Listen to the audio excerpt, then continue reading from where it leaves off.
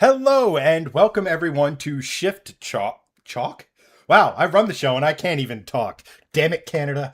Um, uh, that's the thing. Today we're not. We're not blaming Greg. We're blaming Canada.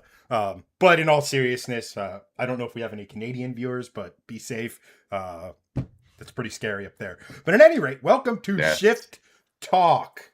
My name's Chad.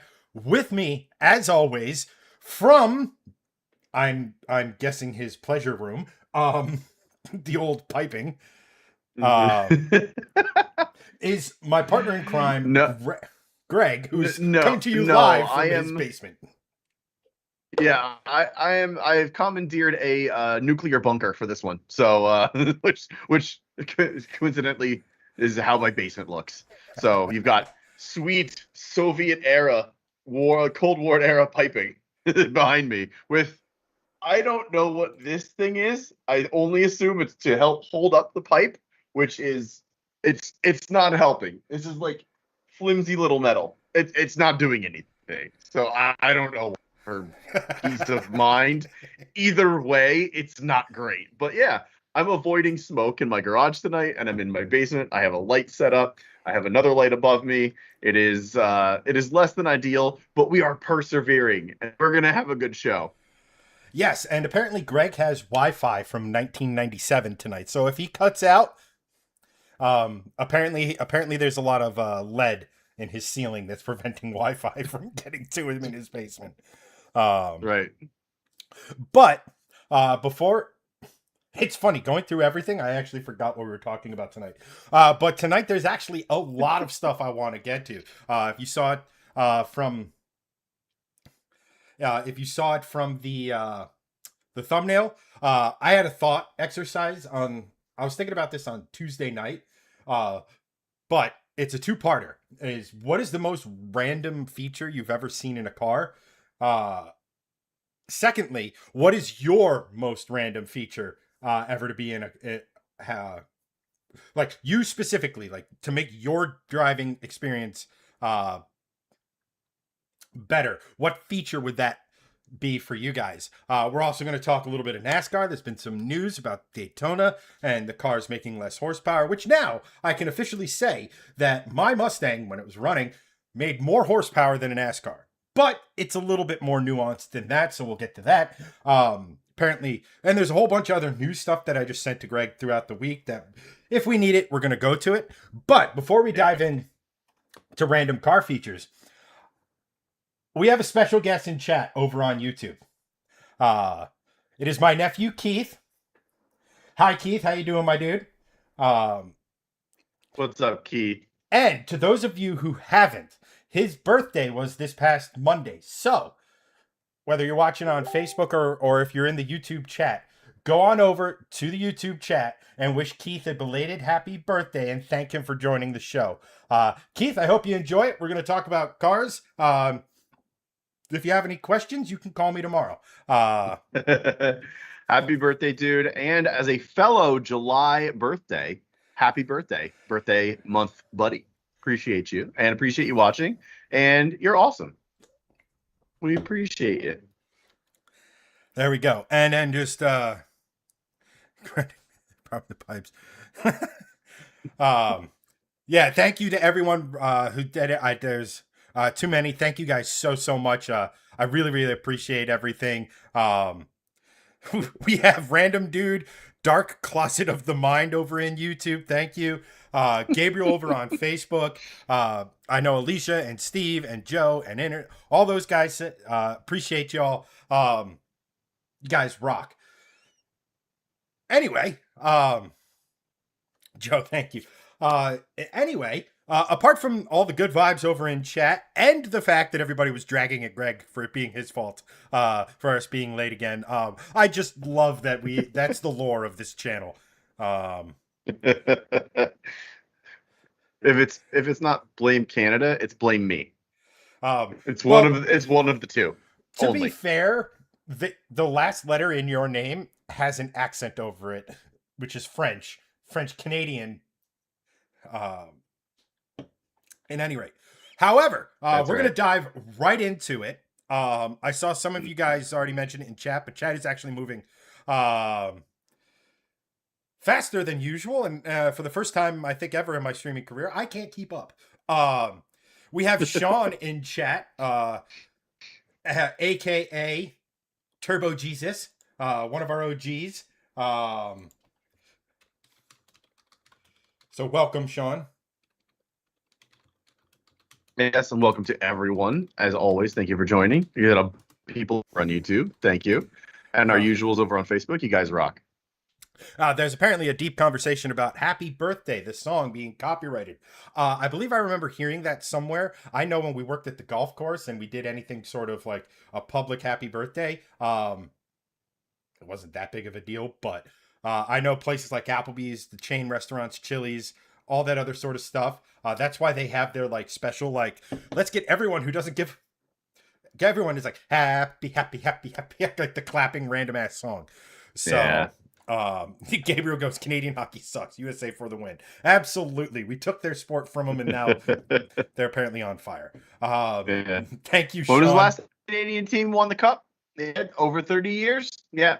Still waiting on that Canadian Cup, guys. I mean, You it's six. What is it? get 60 back to from us. nothing in Super Bowls. Mm-hmm. Yes, that's true. But also, you know, At any rate, let's dive right into our first topic. And since I gave you time to sort of marinate on this, and you took unapproved PTO yesterday, you've had plenty of yeah, time. sorry about that. You've had plenty of time to talk about this. And also, I'm looking at like my feed of your shirt, and I'm like looking at your shirt. And I'm like, why is Greg's nameplate in Japanese? And then I realized it's your shirt. Yeah, no. Oh, wrong side, wrong side. Yeah. Um, I would love to shout out the Hurricanes, Gabriel, but they robbed us of one of the greatest sports logos in sports history when they moved from Hartford. So, no. Yeah. Anyway, first topic of the day, random car features. So, again, the randomest car feature you've ever seen actually fitted to a car. And if you could have one feature that's, not like ABS or traction control or a boost on demand, like a random feature that is specifically for Greg, what would it be? So I actually have 4 answers for this. I have one from each of my family members. So Okay. myself, both my kids, and Kate. So I'll go with mine last. My 2 kids, my youngest would like a Pokemon card machine, which I think is an awesome idea. They got just randomly going down the road. Yoink, pack of cards. Open it up. There was nothing in that one. Yoink, another pack of cards. Hey, we pulled a chase. Awesome. That's just a great idea for a road trip. My oldest said he wanted a art machine or like an art station, and I said that's a really good idea because if you're doing a road trip, you can just grab your art supplies. Just have a nice art time in the back seat. His idea was a toilet, which actually is being developed in China. I think some Chinese cars actually they're having toilets like under the front seat now, which Also, is crazy. already in a Rolls Royce, in case that's like that's an old Yeah. Rolls Royce that had that feature, which there's certain things that scream luxury. Dropping a deuce in the back seat of your car, no. No, I'm okay. I pass on that one. But mine was just a vending machine, but it could be filled with a whole bunch of like different cool stuff. So like like my youngest said like Pokemon card machine, like they have vending machines for that, but like you could have like sports cards here, you could have food here, you could have like road drinks in one part of it. You can just you can fill it up with like whatever you want, and obviously you don't pay for it; it's your own machine. But if it's coming from an OEM, maybe they have like an array of different things that you can kind of pick and choose from. Like the BMW vending machine. It comes with comes with rod bearings and turn signals. Those turn signals are gonna have some dust on them. Yeah, but It's like the what is it? what? It's like Why not? it's like the apple slices in the candy vending machines. It's like, when were these Yeah, restocked? During the Reagan administration. Uh, yeah. Why are they but only slightly brown then? That's weird. why are they glowing? And good preservatives. Yes. uh, Either my sister or my nephew says a Keurig machine. I hope that's my sister because my nephew's not old enough to be drinking coffee. Not that he Yeah. needs the energy drink Um, ever. Um, or kids that age in general. but yeah, like a vending machine would be kind of cool. Also, just like if you have an old car, what would be cool would be like a car 3D printer. It's like, oh man, my turn signal stock fell off again. MakerBot. You just make a new turn signal, slap it on there, wouldn't that be awesome? This is like these are like Greg's wild like, ideas.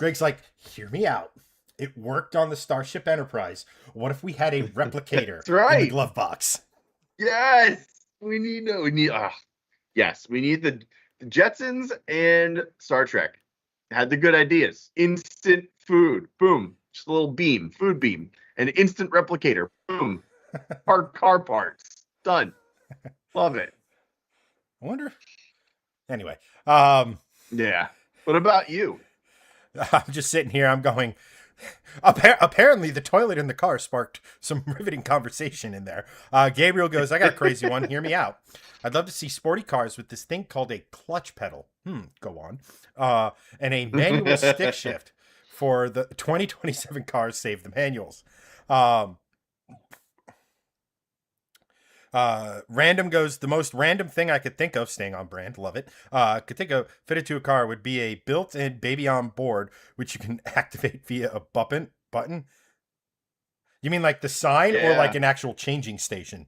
Um, No, like an inflatable baby on board. So you can like use the like HOV lane or something, something like that. That would be okay, great. okay. People can back off. So like a lot of the things I thought of, just because like I was talking with some buddies about this yesterday, um, about like stuff you want in a road trip. Like I would, uh, you pretty much have it now, but like I would love to be able to get, um, random goes the sign so people just back off. Okay, um, I would. Oh, I froze. Greg froze. Okay, good. Um, like I thought about certain stuff. Like this is gonna sound like I'm pretty sure it's available now with like I'm not 100% sure with how HD radio works. Um, Keith got new Pokemon cards the other day too. Um, damn, who was I? Nice, dude. Anyway, not to get sidetracked, but like I'd love the ability to tune in to any radio station I want anywhere in the world. So like if I'm say, not that I'd have a reason to, but like say I'm in Europe and I wanted to, I don't know, make myself feel worse about life and turn on the Mets game. I could just flip a station and boom, 880's on. I get the soothing tones of Howie Rose calling the next great Mets debacle. Because I still remember one of the coolest things, like one of the things I thought of when I was like a kid, that was like the coolest thing that has like ever existed at the time. I forget how old I was, but I was pretty young. Like maybe 10, 11, somewhere in that neighborhood. Maybe a little younger than that because I was just starting to play football. So that would have been fourth grade. We were out visiting family in Indiana, and they live right on the border with Kentucky. So we went to a Louisville Redbirds game, and on the way back, we could hear the Mets game, like clear as day, as if we were in New York.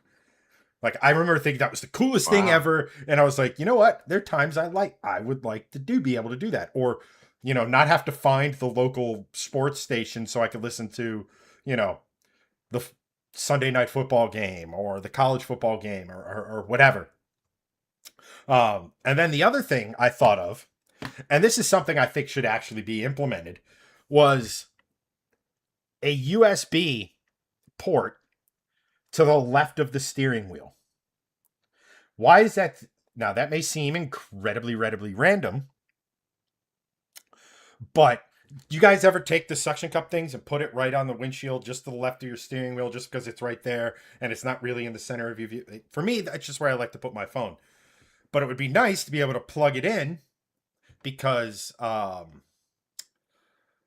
just because like there are times where I want to see it, or plug it in so I could get CarPlay.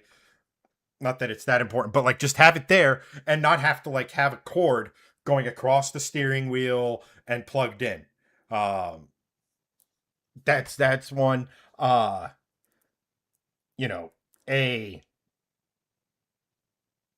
I would love a device that would somehow project the local police department's car in people in front of me's mirror so they get the fuck out of the way. Um, Yeah, that's a good one.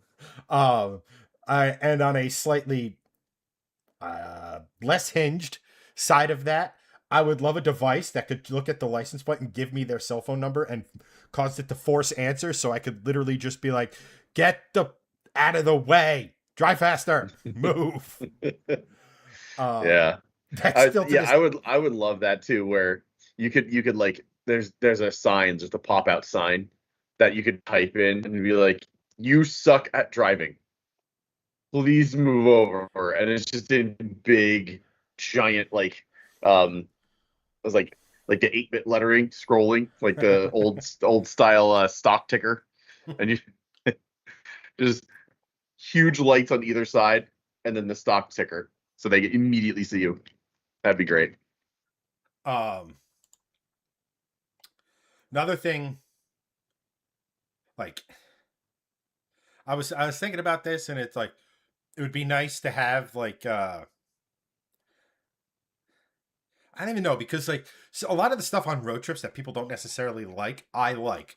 Like, for example, I enjoy driving for a few hours, pulling off to get gas, and then just chilling for a second at a rest stop or a truck stop or a uh you know whatever the hell where I could grab food or grab a snack or grab a drink or whatever and just kind of chill. So like, yeah, like having the ability to just press a button and it's like boom, baconator, right? Like, you know, uh, Boom, baconator. like, uh, you know, uh,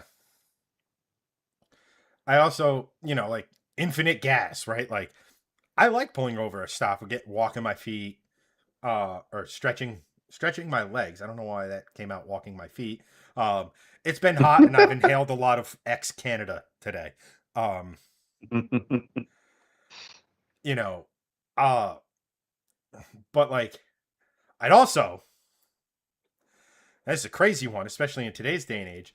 I'd like the ability to turn off all of the nannies. That would be a great feature in today's Mm, day and age. Um, yeah, that wouldn't be a random thing that would never be in a car. That should actually be in cars. yeah, oh, 100%. Walking my feet. I'm totally stealing that. Well, glad I could give you a turn of phrase. Um, let's see here. Let's go. Joe mentions Greg talking about the inflatable baby on board, patent pending. Uh, Greg, in my 20s, I had a car seat in my race car with a teddy bear, and I used to use to Joe Lane. Um, Nice. Alicia would like the ability to mute her passengers. Um, you Oh, can. It borders that's on. good. There are some moral and legal hurdles to that. Um, like glove box chloroform. Um, Like actual knockout gas. well, you wouldn't want knockout gas because it would knock you out as well. You're just sitting there like putting on your gas mask. What are you doing? Nothing. Don't worry about it. Um, Fine. Fine. random. Random again. Staying on brain goes. Random extra question. Have you heard about the 788 HS? As a McLaren fanboy, my eyes immediately sparked when I saw it. No. 78 HS. Oh, that's like the really spicy version of the small McLaren. It's actually pretty cool. I did see that. Uh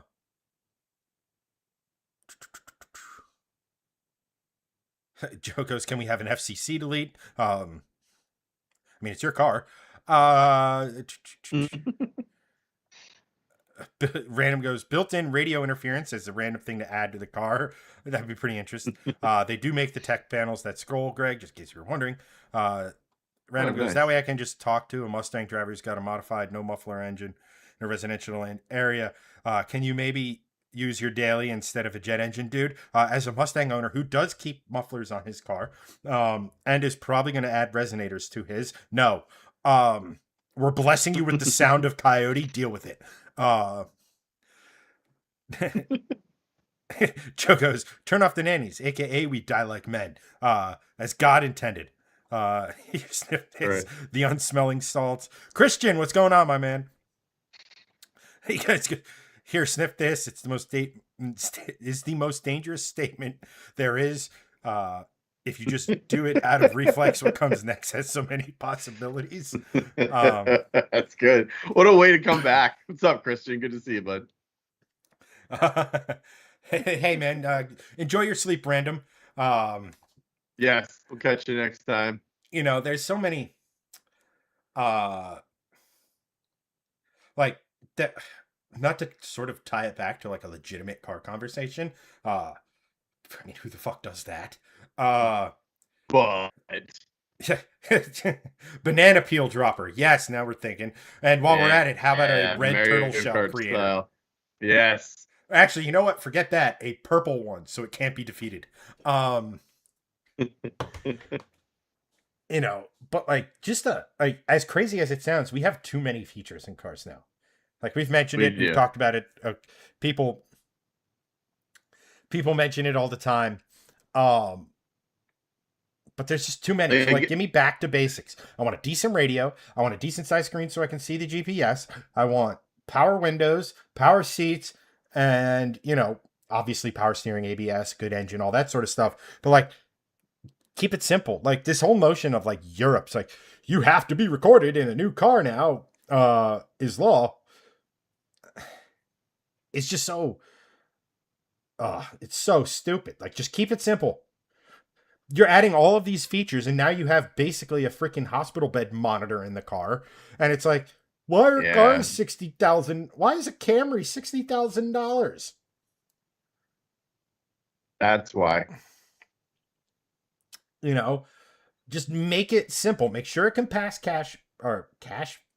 Man, English language is difficult today. Just Good make English words, Dr. Shakalu. exactly.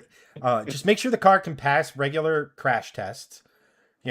Make sure it's Yeah. not unduly make sure it doesn't have, I don't know, spikes on the front of it, so it's not extra lethal to people you may or may not hit.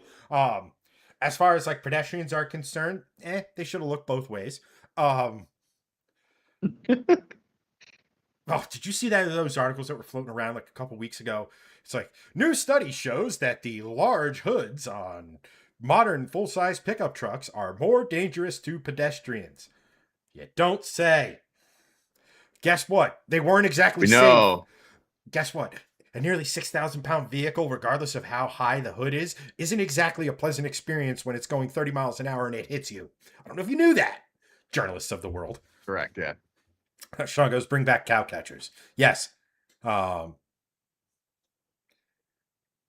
it's just, Yeah. I don't need, the car to yell at me if someone's in the blind spot.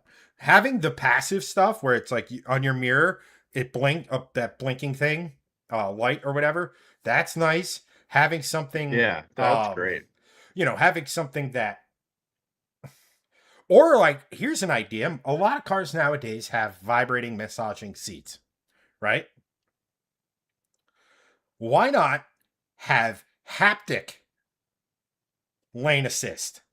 So, like, if you're drifting into the left lane and you're maybe crossing the line or someone's in your blind spot, you get a little pulse of a vibration in your left side or in your They right do side. that actually. They do have that. I believe Caddy does that. Well, there you go. But most Yeah. importantly, it should be able to be turned off.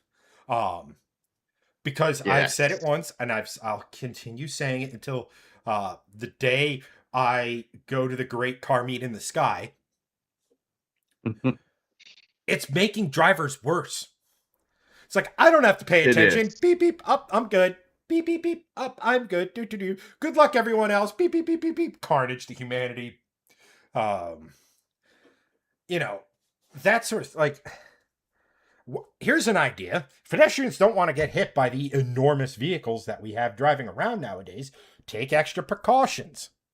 Because guess what? If someone's not paying attention and they just blow through an intersection, the chances are they're going 35 miles an hour, and it's not a good day for the pedestrian anyway. But on the flip side, pay attention to where you're going, get your nose out of the middle of your phone, look both ways, and then cross with urgency and situational awareness.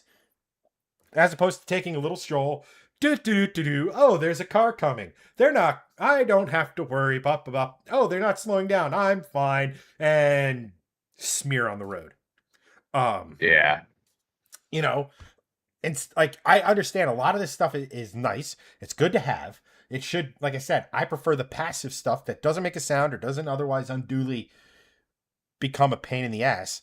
Um, Anthony comes back in chat and immediately goes, "The Stinger is amazing." Um, and Alicia's 100% on No. point. Um, I just pay attention. Like I like a nice, you know, and that's the whole thing with like driverless cars, right? Like, are you going to sit here and tell me that you're going to trust a driverless car crossing the street to recognize that you are not just a gas cloud and that you are an actual human person? Like, I don't know. I just remember back in the day, if I didn't look both ways before crossing the street, once I got to the other side of the street, the back of my head was reintroduced to the back of my father's hand. Like, don't do that. Yeah, 100%. So, Yeah. Yeah. um, Whatever happened to looking both ways before you cross the street? Don't walk out in to 6,000-pound vehicle coming at you, hurtling at you at breakneck speeds. Just don't walk out in front of that. It's pretty simple concept, and teach people not to do that. there you go. I mean, because yeah, at the end of the day, drivers should be paying attention. Drivers should be doing this. Drivers should be doing that. But on the flip side, you as the pedestrian should be doing your due diligence. Yeah. It's not like just at any rate. Yeah. Sheesh. Uh, Alicia goes, they can look both ways when they can't look both ways when they're glued to their phone and with zero survival skills. Automotive Darwinism. Yeah. Internet Random goes, 90% of Jeep drivers prep their car up with pretty princess glitter, then go 30 miles under the speed limit and then yell at you when they try to pass them. Don't forget the ducks for reasons. Um, Yeah. Anthony just switched from Comcast to fiber. Attaboy. Proud of you. Comcast can suck it. I agree. Good man. Don't turn off my internet, Comcast. Kind of need. I need that for the next. Stream immediately goes down. I need that for the next hour and a half. Joseph asks, "Can we get the Toyota EV sound to be less like white noise?" I mean, that's the other thing. Like, I don't know how to put this, but like the noises EV makes, it's like, huh, what is that? As opposed to, oh, that's a car. I'm not saying it should sound like an internal combustion engine, but like it should sound something unlike, like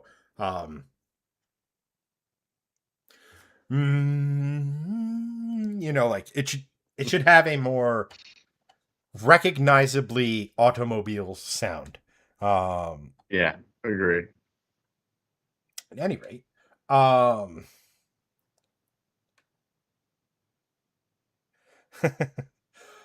Anyway, I have to consult my notes because I know we have another topic I wanted to talk about, but I don't want to get to that just yet. Yeah. I want to. Oh, one thing I did want to mention. How many gamers do we have in chat? Uh, any fans of the once proud, kind of meh franchise that is Call of Duty? Yes, I completely agree, Anthony. All EVs should sound like the Jetsons car because our Yeah. generation will immediately recognize it.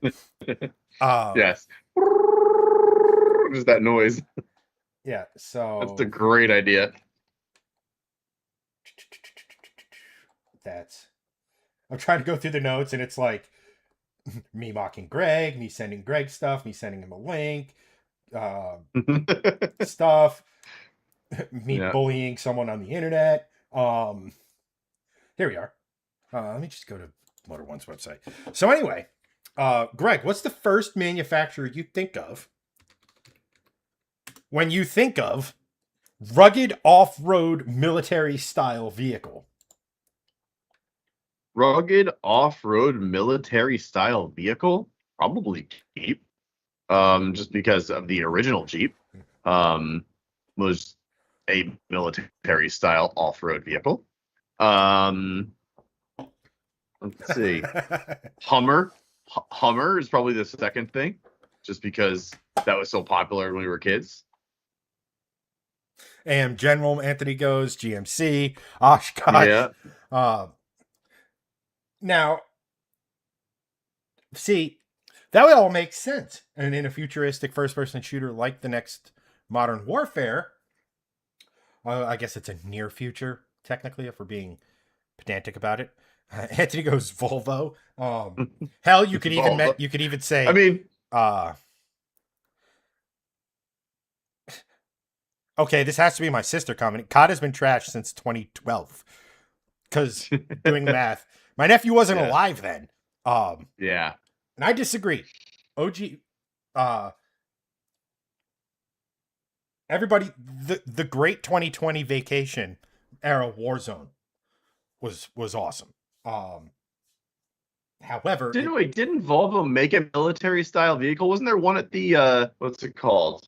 Wasn't there one at the oh, I'm gonna forget the name of the company, the one out west, IPD. Wasn't there one at an IPD car show a couple of years ago? It was like almost the Unimog style. I think Volvo made one of those.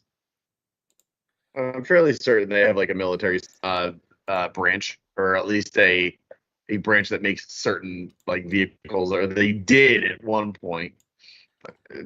So Volvo ain't as far fetched as you might think. I think that they've made some vehicles like that, but also not the first thing I think of.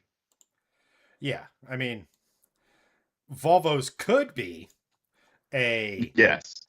military style vehicle. I mean, Yeah. give a 240 ground clearance, and I'm pretty sure it's like level 2A, level 2 armor just from the thickness of the body. Uh, sorry, just give me one second. Thank you, Anthony. The C303 is the one I was thinking of exactly. And yes, Joe, thank you for they have a bunch. So I thought they did. I was like, wait, I think Volvo makes these. Pretty. It's not a branch of Volvo that I was like, oh yeah, let me really dive deep into that. So thank you for right. I think you both are thinking of the C30, and that was a hatchback, not a military vehicle. No, that was in a Twilight movie. You were in a Twilight movie. I mean, I wish I would probably have more money. I could have bought a C30 and souped it up.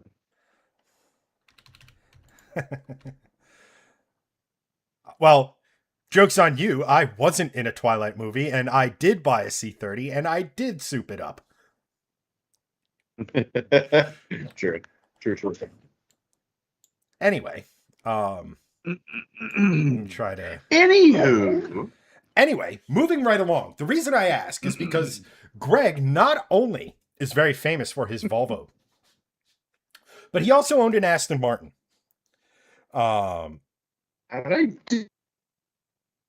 Also, I hadn't forgotten about that. What about you cut out? Oh, so it was like, oh, that I did. I did own an Aston Martin. I forgot about that. Actually, I didn't forget about that. I think about it every day. Yes, and I recommend getting another one. Um, Yes, we shall. and just put car seats on the like put a rear wing with car seats on it. At any rate, Hell yes. apparently those two brands are connected because there's Aston Martin did um a, a concept for Call of Duty, the next one, Modern Warfare 4, and it's a off-road SUV. Some for reasons a two-door. It looks like a Vantage, a LM 002. What's the Lamborghini off-roader? And the Warthog from Halo had a love child. And what I'm trying to think of is um, this game only takes place like 10 years ahead of now, I think. When does exactly is this like Aston Martin being like, I'm throwing my hat in the ring of military vehicles? It's like coming soon, the Aston. Well, we all know Aston Martin's basing their stuff off Merc stuff anyway. So what are we getting? The next up, the Aston Martin G wagon. Like, Yeah. Yeah. The front end of that thing actually looks like the Mustang, like front fascia, like the light array, with the one that was before the S550. It was at the what was that? The S197. 197? One S197? Yeah. Because it has that like little snout in the front and then like that it really the whole lighting array sort of looks like an S197 Mustang to me. Yeah, and that's also because you know how Aston Martin has that trademark grill, but Yeah. it's called the Dreadnought, and I mean, is it cool to see OEMs in video games, especially popular video games? Yes, like I enjoy that. Is it something Call of Duty should be focusing on with this particular title? Oh God, um, go away ads. Not how I Burberry. Buy Burberry. you know, Also, Burberry, very on brand ad for an Aston Martin. For an right? Aston Martin article. I'm surprised it doesn't come in that like with that wrap on it. The Burberry, Yeah, I don't the know. tactical Burberry. The tactical scarf. It's good. They should have Dread not made this. What the F? Here's the thing, though. I agree Uh, with random and stuff like that, and that I think this would be badass if they made it in real life. I mean, it doesn't have to be, you know, oh, hell yeah. It would be badass if they made it in real life. Too bad they're not going to, nor will it ever exist in reality. you know, which doesn't make sense because, dude, all they have to do is like, okay, so this apparently has like a V12 in it because again, when I think tactical precision and rugged military vehicle, I think V12 worked well for Lambo. Turns out that's a horribly complex engine to use in the field, and maybe 8 cylinders is better because you don't have to worry about carrying, you know, 4 extra spark plugs, injectors, wire, like all that stuff. Yeah. Um, but I think this would be. I think if they were to do something like this, base it on a G wagon. I mean, Agree. to have crap. I mean, it's not like that's some cutting edge design. It's a body on frame thing. All they have to do is just rearrange it so the body can fit on it. That's where I think Yeah. this becomes. Also, haven't hasn't someone made something that looks almost exactly like this? What's that, Aston Martin? No, what's the Resvani, the Resvani Beast? Doesn't that look exactly like this? Let's find out. I swear that the Resvani Beast looks it's Rezvani. The I Resvani swear Beast is that an this extreme American built supercar based on the C8 Corvette. mm, No, it's the other thing that they that It's the other else, thing that they not make. that. Not that. It's I forget if it's the beast. Yeah, there you go. The The fortress. fortress or yeah. Never mind. No. Oh, you know what I'm thinking of? I'm thinking of the it looks like this thing made a baby with the rally fighter, Okay. which I forget the company that made the rally fighter. Because it's no longer to now. I think it's basically a modern take on. It doesn't really Yeah, have I mean like, it's a but like modern warthog for sure. here's the thing. Like a lot of times with this stuff, when you don't have Isaac Newton to worry about, or you know the Isaac Newton is inevitable. uh, not in Call of Duty, because you could jump out of a plane, not pull your parachute. Yeah, you'll get knocked and break your legs, but someone comes over with a magical syringe, and you're Yes, fine and good to you will go. survive. Like You will nothing happened. survive. You Or just need to even if you revive. do, and Need to rest. even if you do bleed out, you go to a magical prison where if you kill someone else, you get brought back to life. I love the And even if you gulag. It's lose, the if your friends best. have what is it, $4,000 to $6,000 of in-game currency, they can literally resurrect you via a not a microtransaction, but an in-game virtual transaction. But Silly. like I said, I think it's cool. I don't get the like as a military. Again, I don't know the premise of the game or the story or something like that. So who knows? Maybe the bad guy, really big Aston Martin fan. Um, who knows? But I just thought that was, I thought that was funny. Bless you. Yeah, it's a little. Thank you. Yeah, it's a little odd, honestly. Like, if a Wolfcon or a more established company like Hummer, GMC, Jeep, like it would be more realistic. I guess you could say, but Aston Martin is just a weird choice. It's like when the companies were making those Gran Turismo Vision concepts, Yeah, except this one makes no sense because all of those Gran Turismo, at least true to the brand in a sense, in no way, shape, or form is this true to Aston Martin's ethos at all as a brand. Makes no sense. exactly. Although, if it has, I think someone, um, Sean goes, yeah, Sean goes, this is the new Bond car if The Rock was the new Bond, or Alan Richmond, or whatever his last name is. Yeah, aka Jack Reacher. Um, Yes, that's right. um, but here's the other thing. Here's the thing, though. Um, if it was fitted out like Bond, it'd make a, you know, pop up rocket launchers, oil slicks, smoke screens, studded tires, all the Bond, uh, all the Bond paraphernalia. Um, this reminds me of the Tesla Cybertruck window shattering on stage. I mean, yeah, like I said, here's the funny thing. You guys all mentioned Hummer and GMC and all that stuff. Uh, I forget what version of Warzone it was, but they actually had a Hummer in the game, the EV Hummer, which was hilarious. Um, but it's all branding. Like they've Oh had God. side by Yeah. It, they've had side by sides in the game, it is all. It's under. like a Polaris, I think it was. So like, all right, fine, I get it, makes sense. It's not like the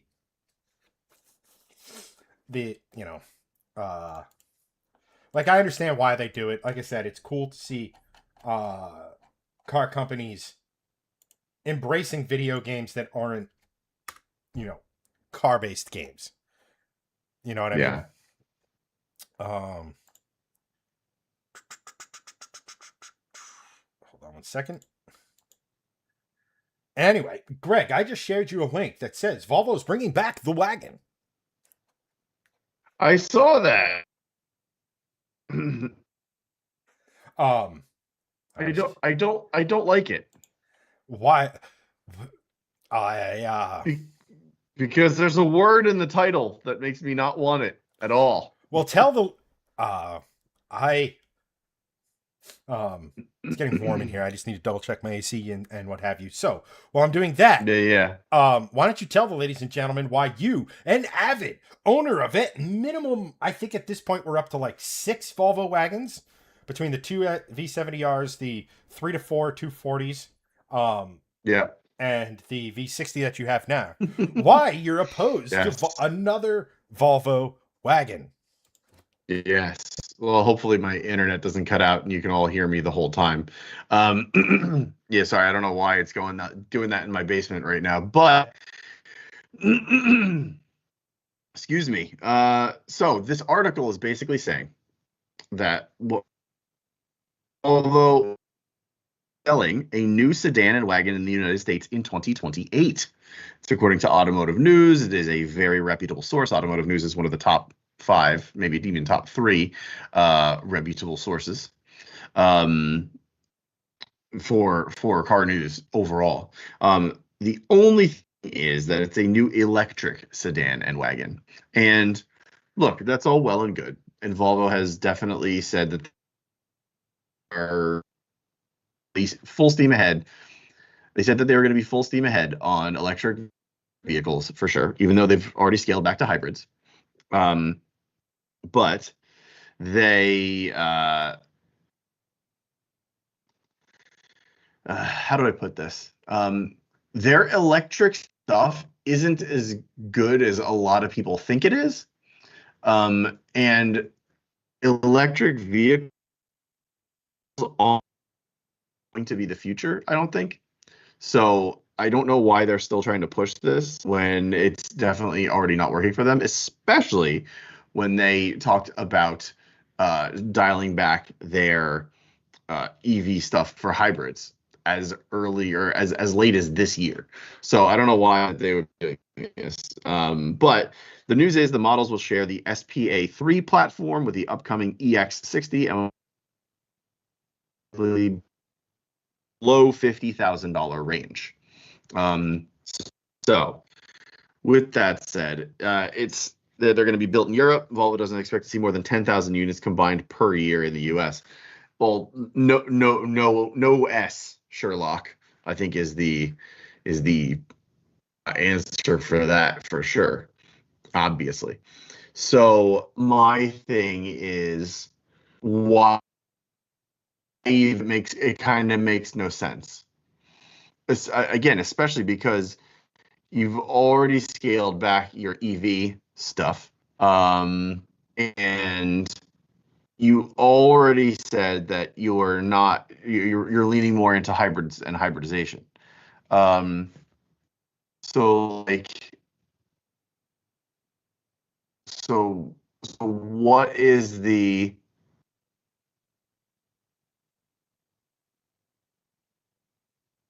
biggest what's the biggest thing they're trying to achieve here? I guess is what I'm trying to ask is what what's the point of doing this when you know it's going to be the ultimate end goal? And if that's the case,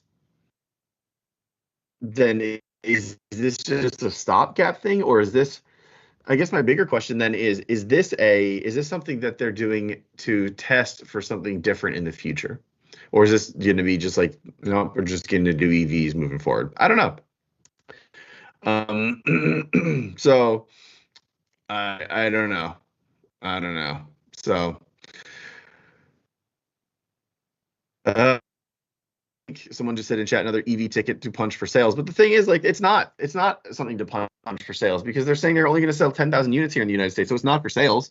So what is the point then? It's is it something that's just going to bring down cafe restrictions and it's like, yeah, I don't know. Um,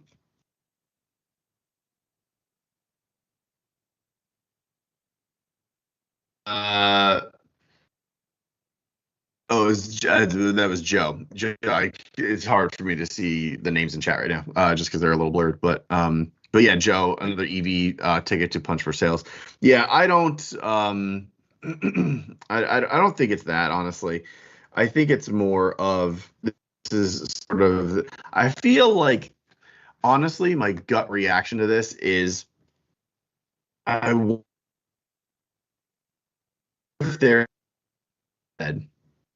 I wonder if they're trying to use this as a test bed for the next generation of their cars, and sort of like dipping the toe and testing the waters. Like, hey, if this sells well in the US market, maybe they make a version of it, or they go back into internal combustion. So I don't know. It's an interesting thing. But to sort of finish it out, the rest of the article says a new sedan, electric wagon, along with a sedan counterpart, could arrive in the U.S. in 2028. Citing an anonymous source familiar with Volvo's plans, and the AN report states that the future electric sedan and wagon are already under development for the European market, but that if Volvo does follow through, the EVs will reach dealerships in 2028. So, I mean, for 10,000 potential units, it sort of seems like much ado about nothing. Volvo isn't the biggest car maker in the world, but a 10,000, it's not insignificant for them, but it's not enough to be like, let's do this. I feel like they're not going to do it. I feel like they're going to come 2028. They're going to release it for the European market, and by that time, they're going to say no way, and the US just isn't going to get it. That's my gut reaction. What about you? What do you think about that? I think as a parent company, they've dumped a shit ton. Are you sort of off base here? I mean, not for nothing. Like, I just think it's the way Volvo's going.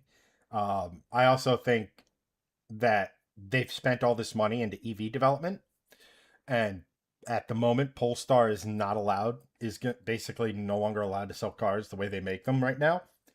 And this is a way of amortizing the cost of developing all of that, while also developing a vehicle that meets the regulations, so to speak, of the American market. So, I mean, who knows? Like, it's just it to me, it screams another thing. This isn't so much badge engineering. Like, this isn't another Mach-E. This is, to me, more of a this is more of a, instead of a Mach-E, they're making a Volvo wagon. Like, a Volvo wagon has, I don't want to say Mustang appeal, because it doesn't. I mean, that would just be me lying.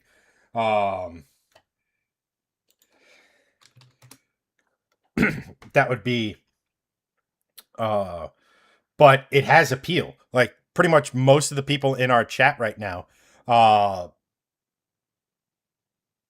Volvo wagons. There's probably a significant chunk of people in our audience as a whole who love those cars, right? It has a very staunch base. So when they say, hey, we're Volvo, you guys wanted a wagon? Here you go. Right? Like, it's just, again, it's like, it's the Charger. Yeah. It's the,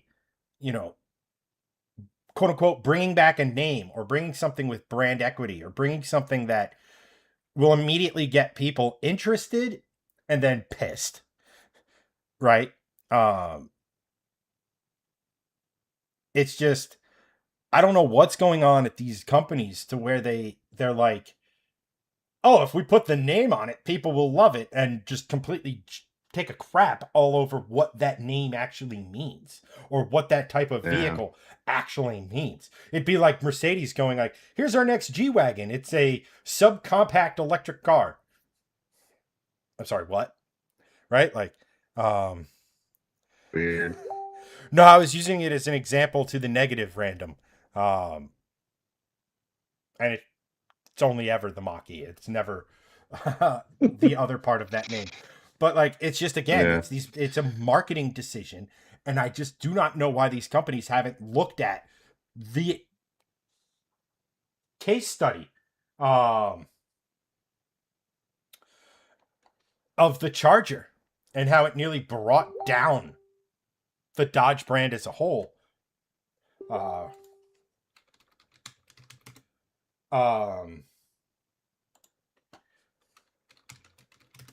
Everyone's deciding to DM me at this moment in time. Whoa. Chatception. Hold on, let me just get this over here. Greg, oh boy. Greg is relocating, everyone. Let me just make sure he has a link back to the show.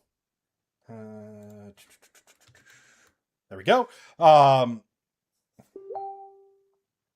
So it's just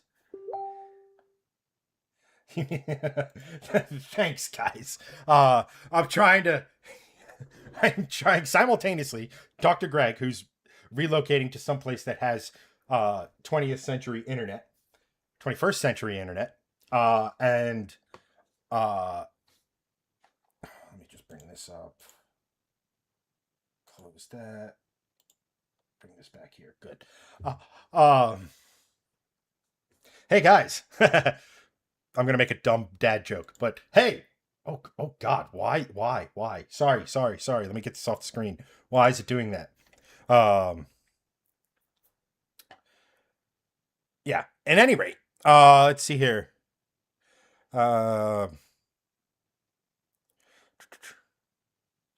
It's like SpongeBob, the dodgy version of SpongeBob. Yeah, I mean, companies just need to stop doing this.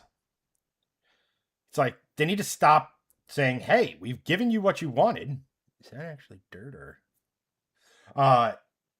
But it's an electric car, or it's not what it's supposed to be, or it's a crossover, or yeah, I don't know, Anthony. Blame that is some Streamlabs slash what do I use for conference calling? Teams. But like Sean goes, I do want a Slate truck. Slate has no pretense of being anything other than what it is.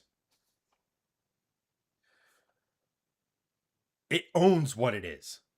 And that's what these companies need to start realizing. You know, instead of bringing back the Volvo wagon or slapping the Charger or Mustang name on something as a, and they think that that's somehow going to drive sales.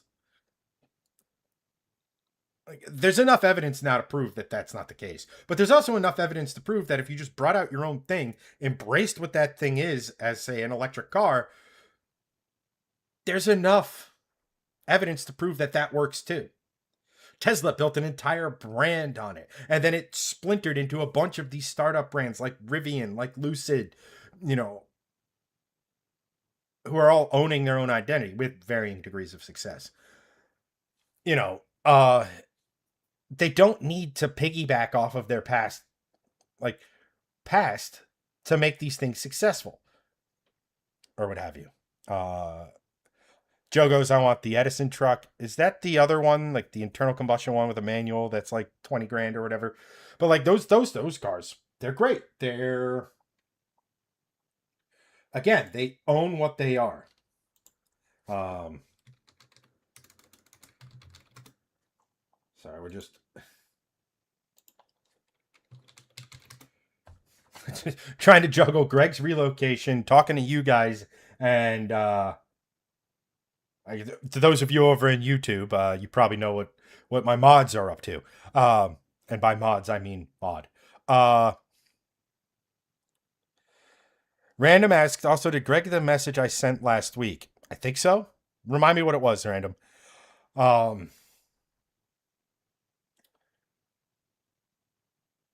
in any rate, while we're waiting for Greg to make his triumphant return, um,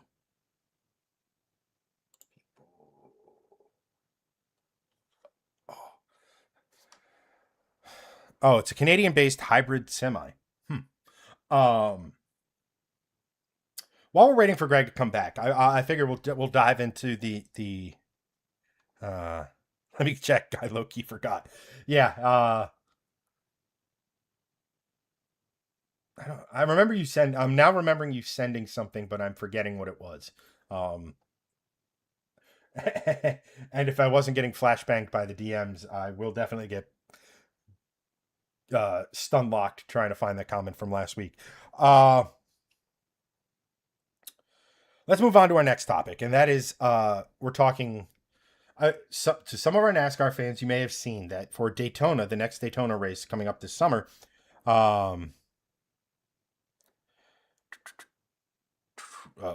Chat decided. Check out looking for. We have Mario over on Facebook. Welcome, my dude. The radio on the Shadow Camaro. Let's see here. Nunya over on YouTube. Next, they bring back the Crown Vic, and it's a sedan. It's a sedan of the Fiesta. Yeah, right. Like I could absolutely, totally, 1000% see Ford doing something like that, bringing back like the Crown Vic as a crossover. I absolutely see that happening.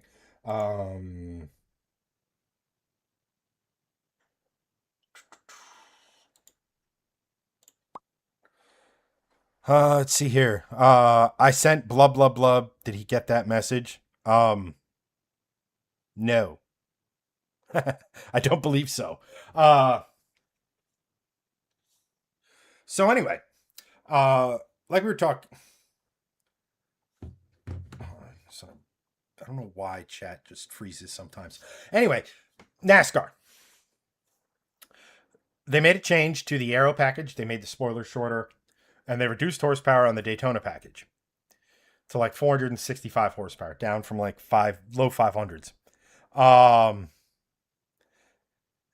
And everybody's up in a tizzy about it. A Crown Vic crossover sounds awful. I mean, when you think about it, they're using Explorers as pursuit vehicles now anyway. So it's not completely out of the realm of possibility. This is weird. Hold on.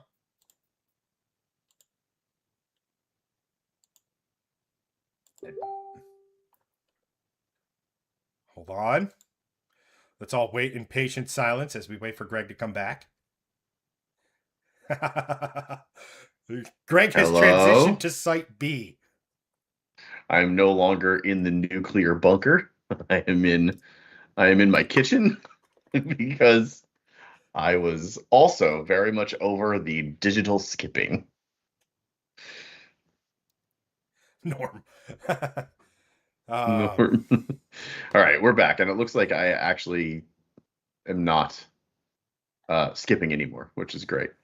Yes, you look great. Is everything in your house painted white? Garage, basement, kitchen? Yes. It's millennial gray. It's just different shades of bright gray. That's kind of it. Anthony goes, Ford kind of gave up on sedans. Hell, the rest of Detroit did too. Yeah, I mean,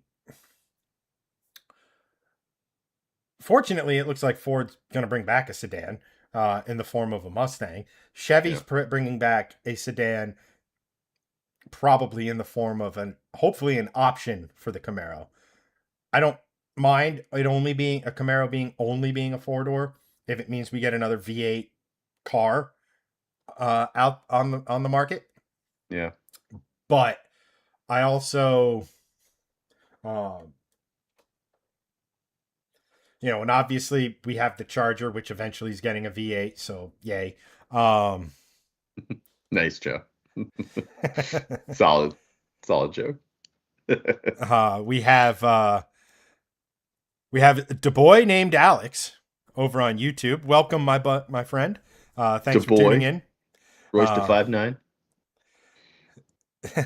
I think he's named Alex. I don't know if Nah, that was obvious enough. Could be. nah. Could smoke bomb. Diversion. Turns out his name is Fred. That just becomes chat lore from now on. Sorry There if you it go. does. I love the enthusiasm. Anyway. All right. I'm gonna try to go into this next topic again, unless like y'all have something else you want to say that distracts me for a moment. But Greg, um, Yes. so anyway, like I was saying, NASCAR is reducing the amount of horsepower, reducing the amount of drag that the cars are going to have at Daytona, specifically Daytona. And a lot of people are asking the question of why. I thought they were adding horsepower, whatever. You have to understand, NASCAR has 3 engine packages, soon to be 4 with this one if they only do it at Daytona. But they have a low horsepower, medium, and a high horsepower setup. And it's all designed to try and keep speeds within a certain range because they don't want the cars in a pack driving over 200 plus miles an hour.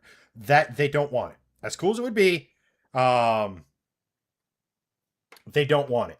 So when they reduce drag on the current car, because the biggest problem with the current cars at the super speedways like Talladega and Daytona is that the cars get a really big run, and then when they pull out a line, it's like they are no longer driving through air and they're driving through like tapioca or something. Um, uh, lawnmower racing at Daytona. Sean might actually even be building a thing that's capable of doing that, Joe. So you might want to be friends with him. Stay tuned for that. So if you reduce drag, so reducing drag means it's less of a parachute as they pull out. Should hopefully lead to more passing or more attempted passing. Yada yada yada. But everybody's losing their shit over it. They're gonna go. What most people don't realize is that the car that preceded the current generation of cars. So we're in the 7th gen car. The 6th gen car made just over 400 horsepower at these tracks, and everybody loved the racing. Sean's. Why am I not surprised, Sean? The question I have to you as a casual, and someone who I think someone pointed this out earlier, who has seen the sun between the last time you were on. Alicia, we had a new guy over on YouTube named Alex. Although we're guessing his name is Alex. It's in his username, so we're just gonna go with it. Yeah. As a casual, do you actually care how much horsepower? And I'll open this up to all motorsports. Do you care how much horsepower the cars make if the racing is good and they're at least going, using Daytona as the example, 180, 190 plus in the draft? Do you care? Nope, not even a little bit. Because the amount of horsepower a car has doesn't mean or doesn't make the car any good at racing. It could have a 12 trillion horsepower and it could be the worst racing ever. It could have 1 horsepower and it could be the best racing ever. It is not down to the amount of power a car has. It is down to how good the actual racing is.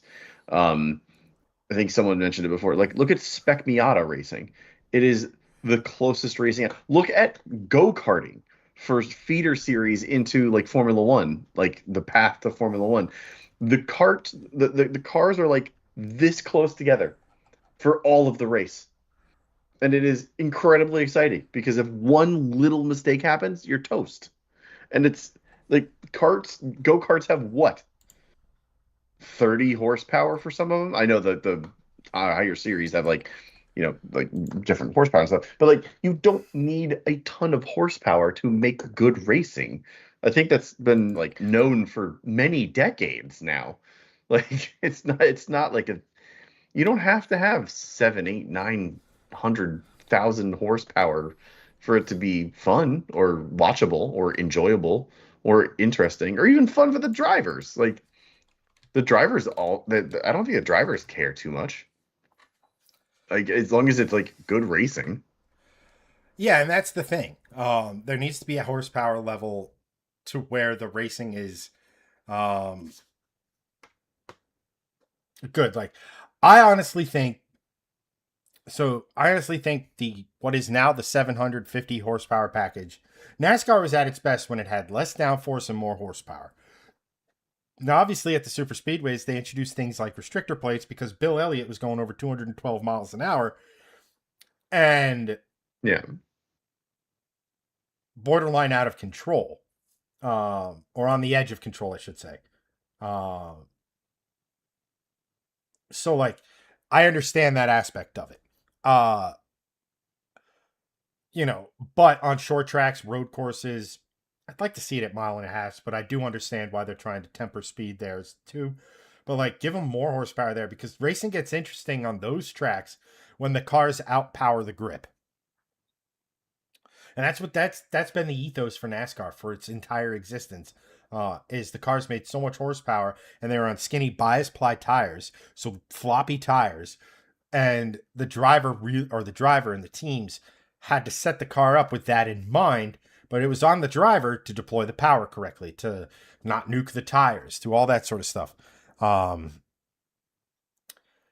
you know for Daytona, I don't care as long if it let me put it to you this way. If we can get everybody was talking about it this week because we were just at Atlanta, and the racing at Atlanta since they reconfigured the track reminds everyone of the mid 90s racing at Daytona and Talladega.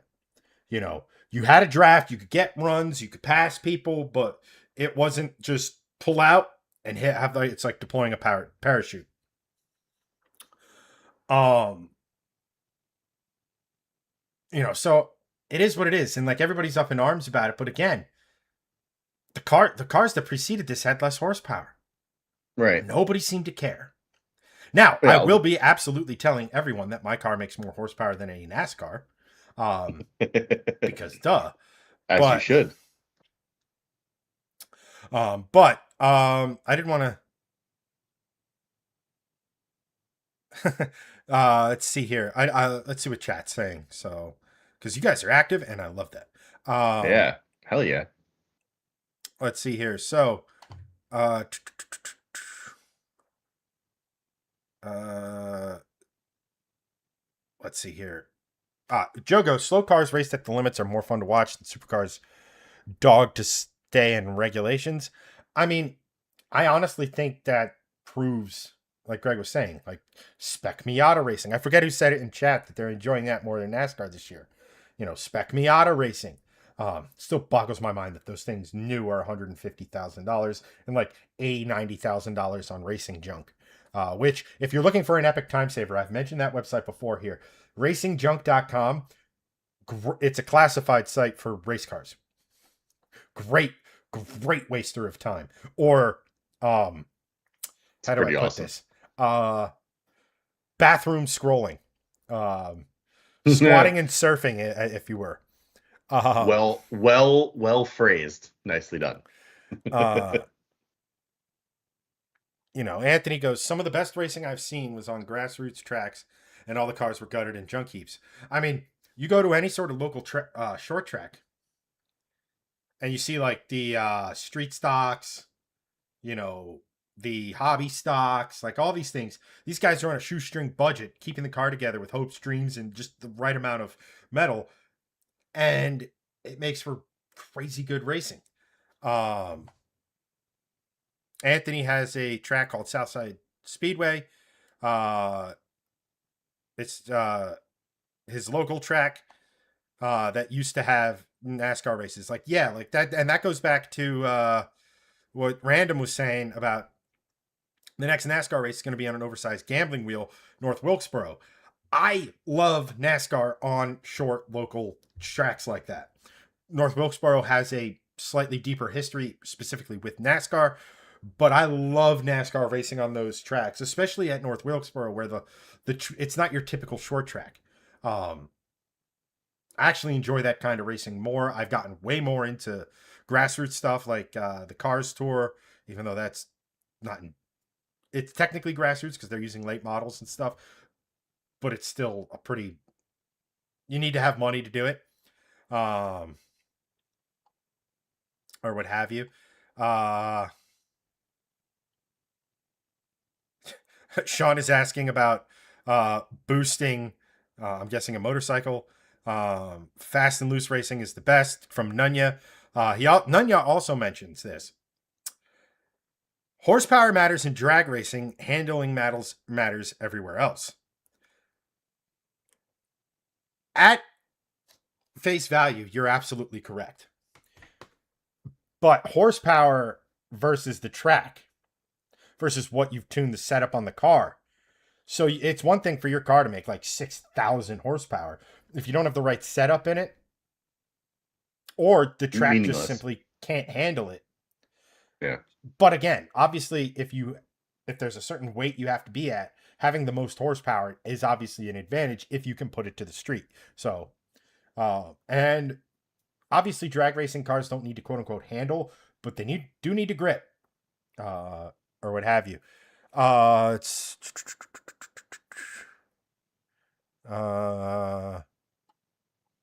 I was in his car before.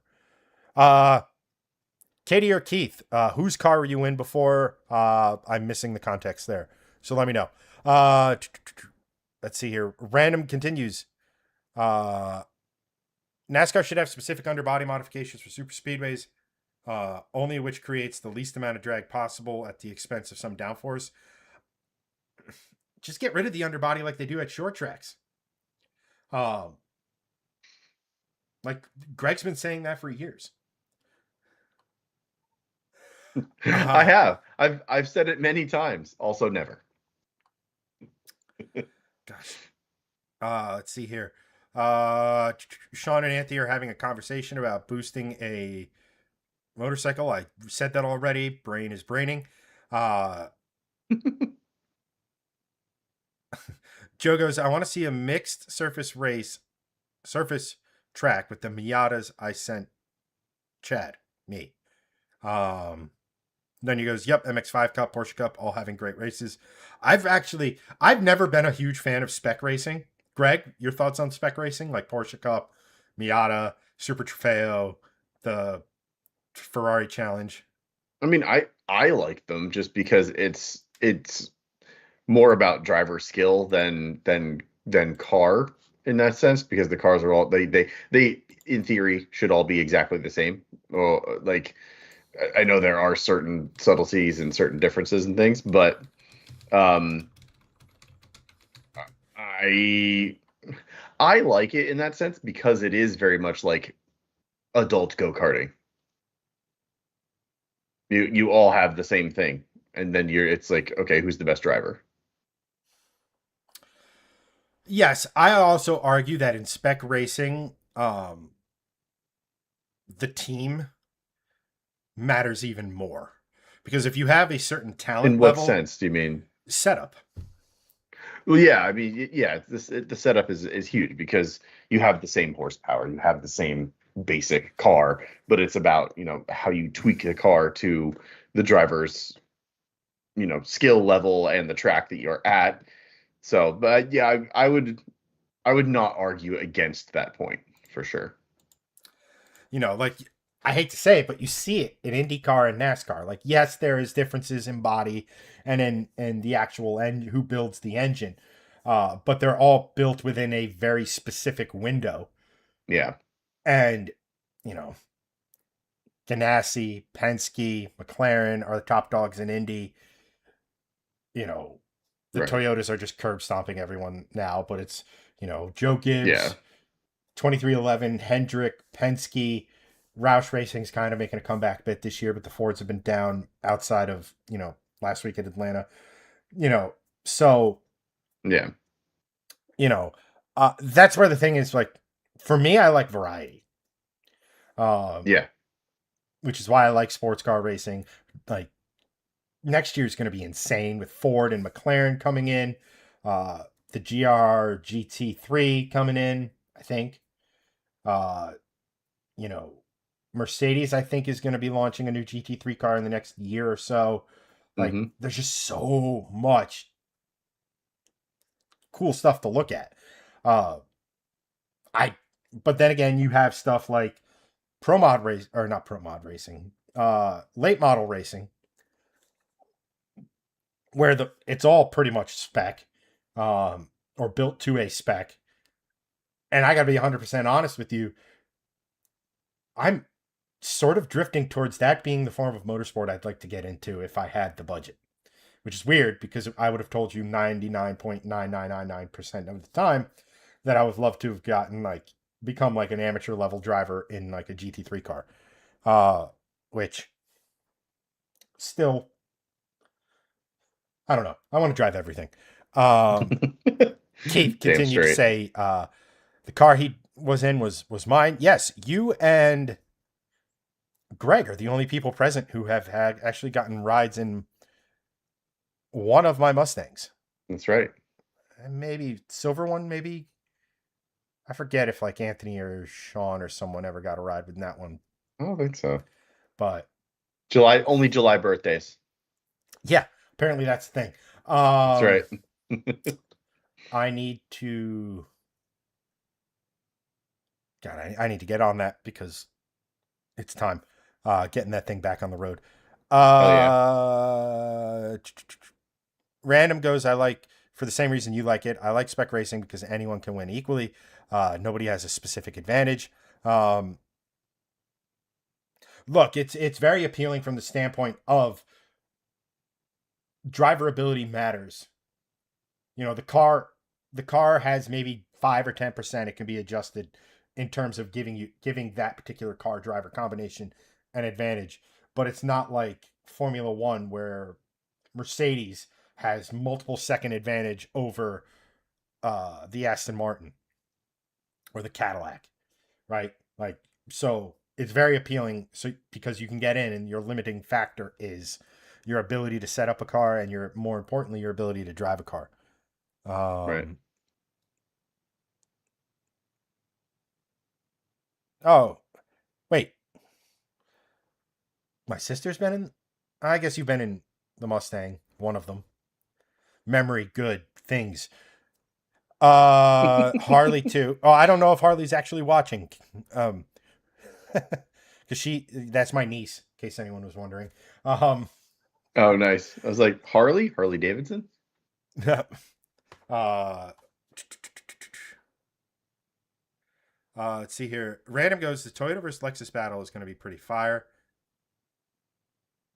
Toyota versus Lexus? Elaborate. Um, Joe goes, Legend slash Aussie cars would be fun in an unlimited class. Um, I want to get an Aussie racing car over here so bad because it's basically like a Legends Yes. car that looks like a miniature version of a Mustang Camaro or whatever car you want. Um, but they're fast and you can beat the fuck out of them. Um, Anthony goes, that's right, you did ride in the Mustang because I picked you up from the airport one time. That's what I was thinking of. Um, Sean's goes, I'm still trying to get you to come visit. I actually want to organize a get together with the squad here in the fall or late summer. Keep us posted. Let's see here. What did Michael Schumacher drive? Well, he started in a Jordan, went to Benetton, then Ferrari, then retired for a little bit, and then drove for Mercedes. Um, Unfortunately, he's still very injured from the accident he had skiing, I Yes. think. Yeah. Uh, Skiing. Hit his head. so yeah, Toyota owns Lexus Internet, dude. But I was trying to figure out what the Toyota verse Lexus that you're referring to, whether there's news on that or what have you. Let's see here. Nunya over on YouTube. GT2 cars are getting a little over their skis, in my opinion. Costs are going to start snowballing, and it's going to collapse, unfortunately. That always happens, right?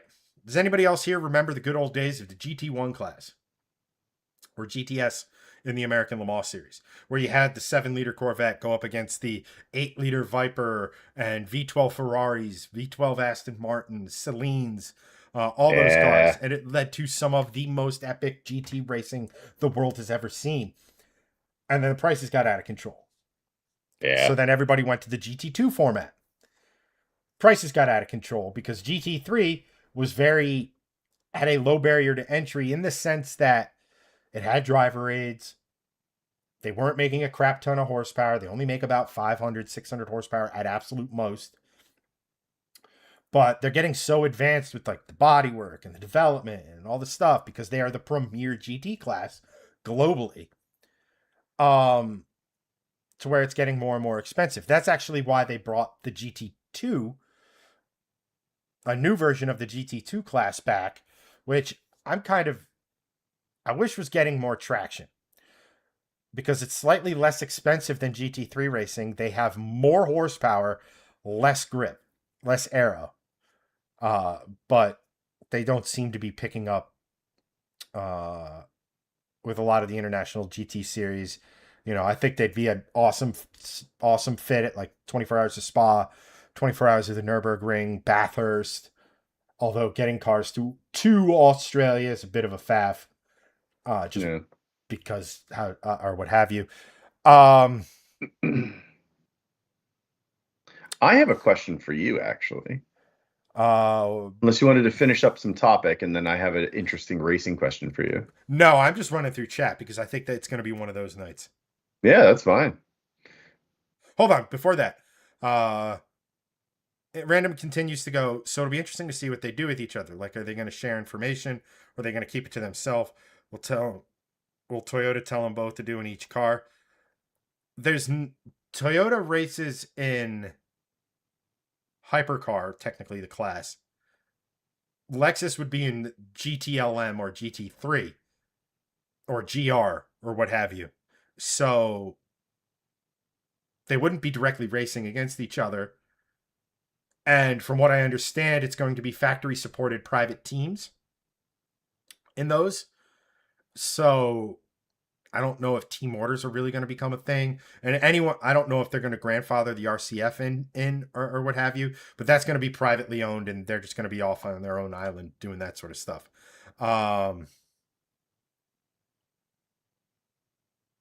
Yeah, the GRGT would be replacing the RCF GT3 car, because it's been around for like 10 years, believe it or not.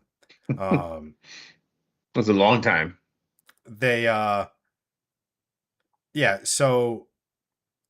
a GT3 in the form of Lexus, so I'm assuming they're going to at least have some similar. I'm sure there's going to be, but GT3 cars aren't silhouette cars. They're not tube frame cars. They're not like an American stock car or Trans Am car. They're going to be based on the road going chassis to an extent. So I'm sure there's going to be some crossover because you have a car that you raced for 10 years. You have knowledge, you learned things, blah, blah, blah, blah, blah. What that is, I couldn't begin to speculate. Joe goes, we should import 24 of the Aussie cars, make them street legal, and make a shifting lanes race league. Yes. So before we get to Greg, please fit that bill. Yeah. Please, yes. Well, I'll tell you what. The easy and quick way to realize that I won the lottery is that I got like 3 or 4 of them, and me, Greg Hansen, and like Elliot are gonna go do a private track day at the Freedom Factory. I was gonna say, suddenly there's a new North American racing series, and that's how you can tell. Yeah, yes, and it's welcome everyone to the American iteration of the Aussie Racing Cars series. Today, the drivers will be competing for the Blame Greg Trophy that goes to the overall champion of the series. Anyway, the only trophy I don't want to win of myself. Greg wins the trophy. I'm so glad to be blaming me. I blame me for being awesome at racing. But your motorsports question. Yes. Before I get squirreled by chat again. So it's sort of a very wide stretch here. Of every racing series ever, ever, in any country, anything, what do you feel is the best class of car for racing that has ever existed? Is it that GT3 class? Is it GT1? Is it LMP1? Is it Formula One? But a certain generation of Formula One. So like that's the sort of criteria I'm looking for. And I know that there's differences in the year over the years for different classes of like sports car racing too. But like, is there one that really stands out to you? Like a certain era, a certain class, that was just like that was the best racing I think I've ever seen for that particular era and that particular um, time frame and car type. Um, I mean, in terms of like the best racing, um, I'll kind of run it down. The Indy car before the kart IRL split was arguably peak of that of American open wheel racing. Um, I would say the I would say the Gen 4 versions of NASCAR Cup cars, i.e., late 90s, early 2000s,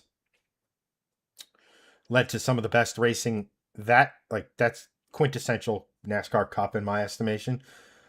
Um, Formula One, I mean, it's really hard to say specifically, but the Senna era was good just because of the rivalries. Obviously, I combine Nicky Lauda and James Hunt into Nick Ames Lunt. Um, A great created player on F1 2026. Soapbox racing. Yeah, right. Soapbox racing. There you Nick Ames Lunt. Lunt. Um, was great, but like for me, when I think quintessential Formula One, I go back. I think it was like the early 2000s when you Yes. had Schumacher racing Hakkinen, racing Montoya, racing Hmm. Alonso, when there were more than like 3 or 4 teams that were just fighting See you, each random. other. Adios, sir. Thank you. Just all racing each other, all with equal shot to win, all with V Yeah. freaking tens. Yeah. Like that For was, me, that's it. That's peak F1 is the V10 era for sure. you know, what else? I will say rally racing when to me was at its peak when in like the similar era, but I would say late 90s when Subaru was fighting Mitsubishi, and then there were others in there were others there. Like that era, maybe even going in early 2000s because the Focused race, and selfishly I owned 2 Focuses. Uh I remember caring. Uh, Sports car racing is probably the toughest one because we are actually if the World Endurance Championship can get their head out of their ass when it comes to balance of performance, uh, just from a manufacturer involvement standpoint, at the top class of hypercar, that has the chance to be epic. True. So they they need to. So I'm hoping with the 2030 regulations, it's sort of there's just one class instead of the LMDH cars and the LMH cars coming together to create the hypercar class. I'm hoping with that we also get a standardized balance of performance globally because IMSA does it way better than WEC does. Uh, but the reason why it's so epic is it reminds me of the very late, like the end of the GT1 era. And I know we talked about GT1 being road cars. I'm talking about the GT1 era that had like the McLaren F1, the Porsche 911 GT1, the the Toyota, the flipping Mercedes, even Hmm. like that era of GT1 racing was like in my estimation, like it's between that and Group C era for me because the cars were just so they had so much personality and like the stories that go with it. Like I remember the creation of the not the CLR. AMG CLR, but the CLK Hmm. GT1 car. The development of that car has one of the best stories in all of motorsports. Uh, in the sense of Mercedes was like, this GT1 stuff is pretty freaking good. We need to get in on it. When do you want to go racing? 6 months. So, and the engineers are like, the fuck? Yeah, like that's not gonna happen. So they literally purchased a McLaren F1, put their V12 in it, changed some of the, tweaked the bodywork, tested it. Then we're like, okay. And then designed something based on that and for the chassis. And then they stole, I shouldn't say stole, but they then looked at the other very successful GT1 car, the Porsche 911 GT1. We're like, huh. And then took the overall basic dimensions of that and slapped it onto their car. And then Yeah, within a half a year, they were dominating. Uh, that's crazy.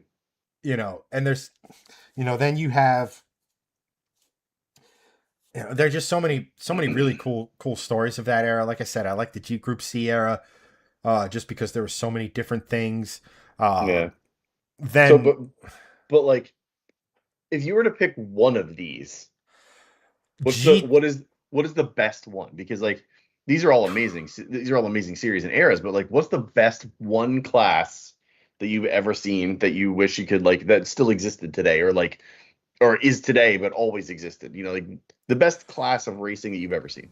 personally, I would like to go back to the streetcar, the early 2000s GT1 GTS class, where you had again the LS7 powered Corvette going up against the V10 Viper, going up against 427 power Ford powered Celine, a V12 cars from ProDrive, whether it be the Ferrari or the Aston Martin, and everything, because those cars were making damn near 700 horsepower. So they're making real deal big. I know we were talking about how horsepower doesn't matter, but I like the fact that these cars were making a crap ton of horsepower. They had decent enough aero. They made incredible sounds when they that. And I mean, just think of the cars that raced in it, man. You have Yeah. this. You had the C5R, which gave birth to the modern era of Corvette racing, followed by the C6R, which was the Z06, 7 liter, 427 cubic inch LS motor. You had the Viper, right, with the GTS Viper. You had the Celine S7. Like right off the bat, those are three of the most desirable American cars I can think of. Um, like those are just cars I love. Like I've told this story before, but here's the path that led me to getting the first Mustang. I was looking at Viper prices. Second gen Vipers, technically, that was the first coupe, and I was like, man, these are really close to my budget. Uh, this was several. This was back in 2017, 2018, and a little bit of obviously into 2019. I was like, man, I really want one of those, but I'm gonna need some help getting there. And we looked into like collector car financing. I'm sure if I went the Viper route, that they'd probably approve it. Uh, Probably. and then I was like, what am I doing? When the Corvettes came around, I was rooting for Team Corvette because the Vipers were run by a French team, and that just felt wrong to me. Uh, Accurate. so I was like, okay, C6 Z06s, which were probably 10 grand, apples to apples, cheaper than they are now. Uh, man, I really want one of those. And because I've said it a million times, I love displacement. I love making horsepower, not through boost, not through any sort of science, other than, okay, we're being out horsepowered. How do we fix that? Make the engine bigger. I like it. Done. Promote this man. Um, so like cars I've lusted after for years. Yeah. Uh, I those are So like when I look back when those things actually raced, and if I was in the market for a mid-engine supercar, I mean they're ruinously expensive now, but a Saleen S7's right there. Yeah, I love the way those things look. they are very Absolutely cool. like that. So it's like bing bang boom. And then for you, there's the 575 Maranello Ferrari that raced in this series, and more Yep. importantly, the DBR9 or DB9, Yep. yeah, DBR9, DB9. Yep. which is one of the most epic sounding race cars that has ever existed. That's correct. It sure has. Um, Or it sure was. um, just so like that's the race series I would bring back because Yeah. when you combine everything, the cars I like, the cars you like, the engine rules, the horsepower they made, the sounds they made, that's it. Yeah. Let's see here. Let's see what you guys are saying. Uh, soapbox racing. I never got into that. Um, Me neither, but it looks fun. it looks Plus kind of the cool. Red Bull thing every year is cool. That's the one I'd kind of want to get into as like a laugh. Yeah. Uh, I don't know. One thing I did want to do, and I've mentioned this to you before, is I want to take either supporters or members, and then a handful of our mods, and I want to do a shifting lanes Pinewood Derby. Yes. So everyone would set up their car and then uh ship it to us however you want. I'm guessing just wrap it in as much bubble wrap as possible because like the angle of the wheels matter in Pinewood Derby. Correct. And then everybody sends it over here, and then we have like a tournament or like a Pinewood, like literally a Pinewood Derby with everyone's cars. And then who knows if it does well, we have like a standard Pinewood Derby track. Then we have like a couple different versions of it, so we have a season of it. That'd I be a lot feel of like fun. that would be epic. Yeah. As a way, and then like we give whoever wins the race, like the overall race, um, we give that person like a budget for merch. Like you have $100 worth to buy Shifting Lanes merch. Choose it. Yeah. Right. Um, That'd be cool. and then we film it, and then I want to film it in such a way that we do the broadcasting like it's absolutely of extremely like NASCAR, like actual broadcasting. Yes. And then maybe we That'd make be people awesome. like film, quick, like confessionals about the car, their inspiration, yada yada yada. I think that would be absolutely freaking fantastic. I would Uh, love that. I think that'd be so much fun. Yeah. An idea for me to be reminded of. Joe over on Facebook goes Group B. Group B was an epic era of rally. Again, just for the stories surrounding it, there's nothing compares to that as far as stories are concerned. From the cars to the Lancia tactics to the just the history of it. There's a reason they made a documentary about that and not the Group A era. Yeah. I just realized that when I moved upstairs, I forgot my charger. My computer's about to die. I'll be right back. Alrighty. I'll continue talking to chat. Let's see here. Sean over on Facebook goes, all the second place winners of the SL Garage Race Series will get a box with a cat. You're saying second place trophy is basically Schrodinger's cat. Yes, sure. Nunya goes, the big block sail panel NASCAR sanctioned dirt modified running on alcohol. Yeah, I do. Modifieds in general, I've always been into just because that's what they used to race at Flemington when it was still a racetrack. The dirt modifieds, when they paved it, they went to, shockingly asphalt modifieds. That's a really, like I said, I've been getting into like the grassroots stuff, and I need to start going to races or something, because I'm into it, and it's something I thoroughly enjoy. Joe goes, the 1999 to 2005 Coney slash NASA street car class was peak because you drove in a few races. Well, I mean, there you go. Uh, Joe's in the race. It ain't going to be mid, I'll tell you that much. Joe goes, okay, a C6 road race car with a Sonny's 16 liter. I would just prefer to max out at LS7, which I think you can get to 454, 455 cubic inches if you want to continue to. The problem with the Sonny's engines, as epic and insane as they are from a pure cubic inch standpoint,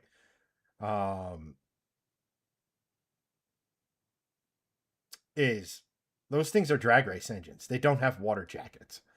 So from a road race perspective, it's got to be a pretty short road. I do actually like the idea of, what is it, the 632 crate engine that Chevy makes. I think it'd be cool to build like a road race version of that with that engine, like a hill climb car or something with that. I think that'd be crazy and pretty awesome. Nunya goes, don't forget that era took Gran Turismo to the status it is now. Yeah, that's the other thing too. Like, there's so much nostalgia around that specific era of racing because that's that era of racing where where we all started playing Gran Turismo, Forza, all that other sort of stuff.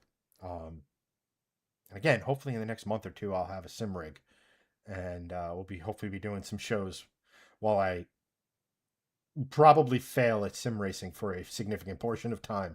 Alicia says, let's make a weekend out of it. I mean, yeah, I think, like I said, I think it would be the Pinewood Derby thing. I think would be a hell of a lot of fun. It'd be a cheap way to get everybody involved, have fun. That we could do almost, we could almost do like live races or like doing a premiere so everyone's in chat seeing it for like the first time or something or what have you. I don't know how it's something I've been floating around. It's something I want to do. It's something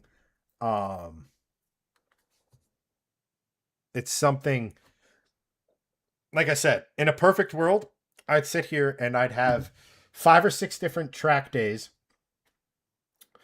and invite supporters, fans, etc. out to do it, and they can come to the one they want to. Kind of similar to the way Cletus does Cletus and Cars. Obviously, we're not there at all, but I think it would be kind of fun to do that sorts of stuff. And even if people don't want to drive, they can just hang out, have like a car show element of it. I am constantly thinking of these ideas. It's just this year is just not when I'm going to be able to do it. I tried to do shift show 2 years ago. That ended up being more annoying than I would have liked, and it rained. But I do think about that stuff. I do think about ways of trying to give back to, especially like our supporters. Some of you guys have been a supporter on Facebook for years now, and I want you guys to understand I'm not forgetting about you, and I want to give back, and I want to make it fun. Joe goes, again, if you need instructions, field stripping that couch to get it out, holler at your boy. I clean couches like Hunter's back deer. Sean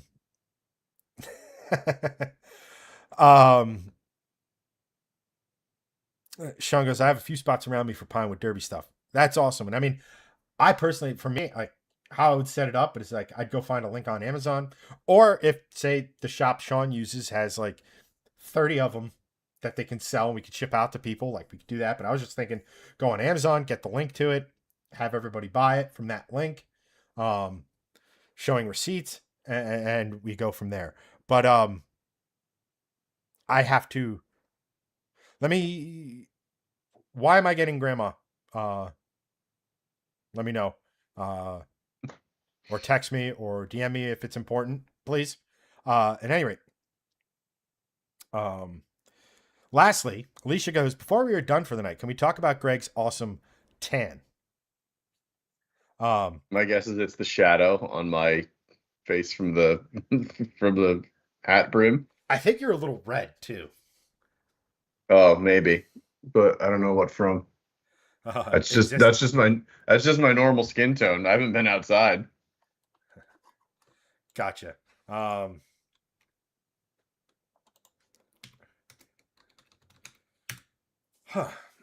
Oh, Sean goes, oh, I mean, places with good hills. I mean, yeah. Well, here's the thing. If we were to actually do this, and this would be a fall into winter thing for me, um, I would build slat. I would build the track, the first track, or buy an old one or something. Um, that's like modular that can be taken apart. That would be stored somewhere in the bowels of Greg's house, and we would film it at Greg's house because you have a garage that isn't filled with Mustang and Mustang parts. um, so Nunya goes, let's all just go race Crown Vics with Cletus. I would absolutely love that. That would be awesome. Down. There's, how do I put this? There's a greater than 0% chance of that happening for me. It's not like anything great shakes, but there is There's potential. I have contacts. Let me just put it that way. I'm not saying it's going to happen. I'm not, and please do not get me wrong. There is absolutely nothing in the works. But I have friends that are part of that crew, so to speak. I've, like I've mentioned, I have a buddy who literally sold Cletus the Supra he has. So, Sean goes, he lives in West Virginia. Sean goes, maybe I'm mistaken, but isn't Pinewood Derby wooden boxes with wheels that you have gravity race down a hill? No, that is soapbox derby. Pinewood Derby is literally a piece of pine that is about this big. It has, it's a block with slots in it so you could put the nails in with the wheels, and then you carve your own car out of it. Yeah. That's did it in the Scouts. Yeah. Not to brag, I won. I also won my class a couple times. Very cool. Let me see here. But again, I have to look into that. I do have some spare lumber, but some of that spare lumber might be going into making my DIY sim rig. I'm not sure, but again, it's something that'd be fun. It'd be nice to give back. Yeah. And it would make for some fairly fun content. And who knows? Maybe it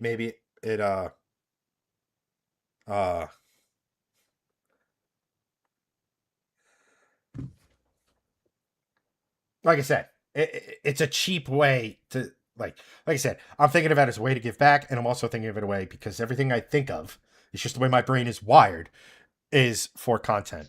Yeah. I think it would be a lot of fun. I agree. And not for nothing, like we could have a sons/nephews class where like Greg's boys make theirs. Yes. That'd be we awesome. Get, I could help Keith make one for him, and then Harley too, if she's into that sort of stuff. It just, like I said, it's a lot of, it's an idea that's percolating. Yes. Chris, welcome, my friend. What's up? What's up? Let's see here. Let's just finish up with chat, and then we can get to the White House. Not White House, because that means a completely different thing. The interior of Greg's house is white. Advice of the day. Sean goes, oh, I did that, but it was drag racing, and we powered the cars with NO2 cartridges.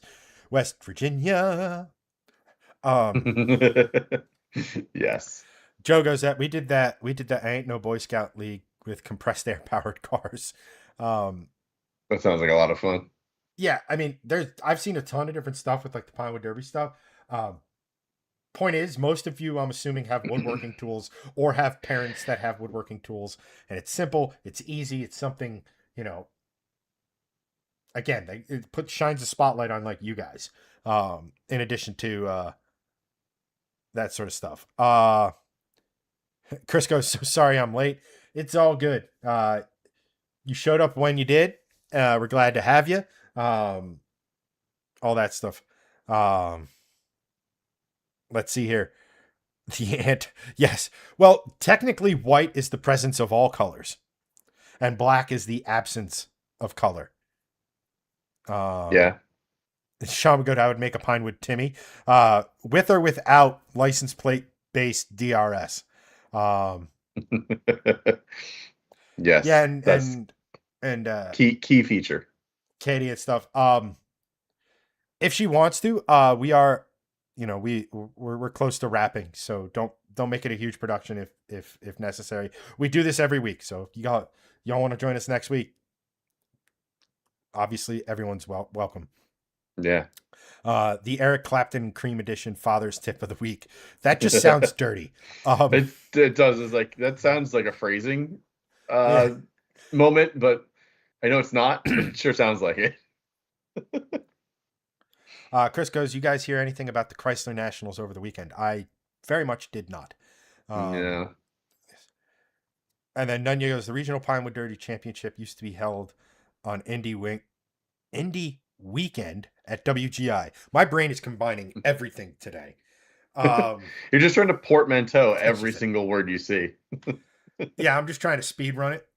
Turn entire sentences into like a 4-syllable, barely audible, Huh. uh, audible word. Hardly said no. All right. On that note, Chris, I know y'all just got here.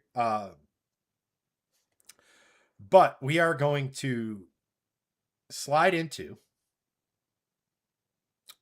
He's had 2 weeks to think of this, so it's got better be good, right, chat? Oh, Uh, it's never good. but we're gonna have the Greg. Actually, you know what?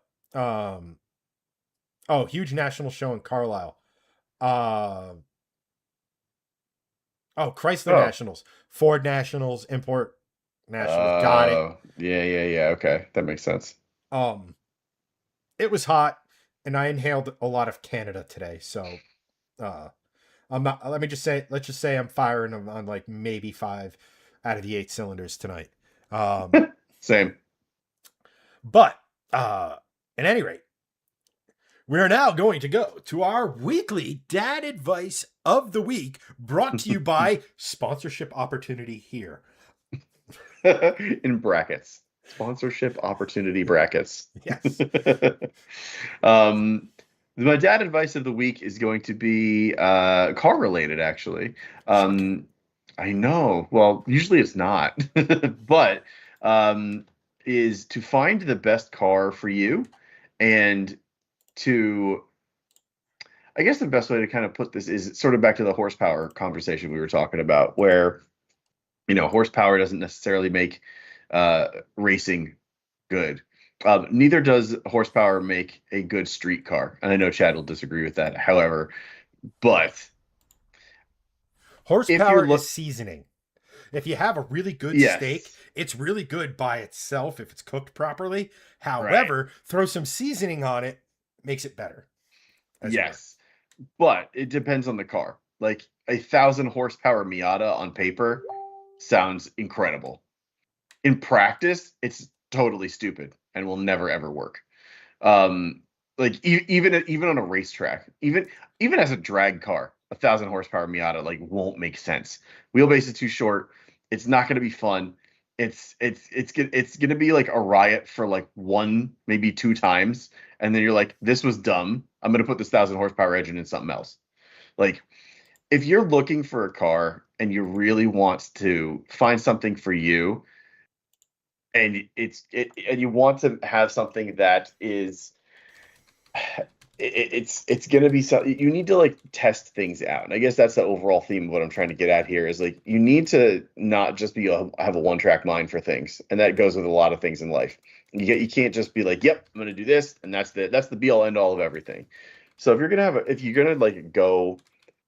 gonna go test drive cars and it's like it's got to be 500 horsepower, it's like don't do that. Go test drive a bunch of different cars with different horsepower, see what you like.